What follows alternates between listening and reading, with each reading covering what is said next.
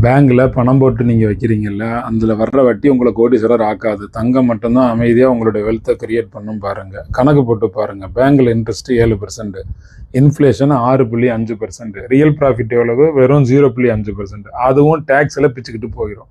Actually நீங்க loss பண்றீங்க. ஆனா கோல்டு கடந்த 20 வருஷத்துல 11லேருந்து 15% உங்களுக்கு இம்ப்ரூவ் ஆகிருக்கு.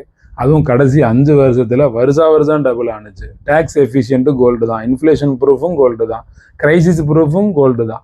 பேங்க்ல உங்க பணத்தை வச்சு வேற யாருக்கோ லோன் கொடுத்து அவங்க ப்ராஃபிட் பண்ணி பேங்குக்காரங்க தான் கோடீஸ்வரர் ஆகிட்டு இருக்காங்க. கோல்டு உங்களுக்கே டைரக்டா ஒர்க் பண்ணும், உங்களை கோடீஸ்வரர் ஆகும். நீங்க சேவிங் அக்கௌண்ட்ல பணத்தை வச்சுக்கிட்டு காத்துக்கிட்டு இருப்பீங்க. பேங்க் நடத்துறவர் தான் பணக்காரர் ஆகிட்டு இருப்பாரு. ஸ்மார்ட்டான மனுஷன் சிஸ்டமை புரிஞ்சுக்கிட்டு கோல்டை யூஸ் பண்ணி இன்வெஸ்ட் பண்ணுவான். கோல்டை பற்றின இன்னும் இன்ஃபர்மேஷன் வேணும்னா கேப்ஷனில் நம்பர் இருக்குது, உடனே ஃபோன் பண்ணுங்க, தெரிஞ்சுக்கலாம். குபேரயோகம் பயிற்சியில் கலந்துக்கங்க. பேங்கை தாண்டி வெல்த்தை எப்படி சீக்கிரட்டாக உடனே உயர்த்துறதுன்னு கற்றுக்கலாம்.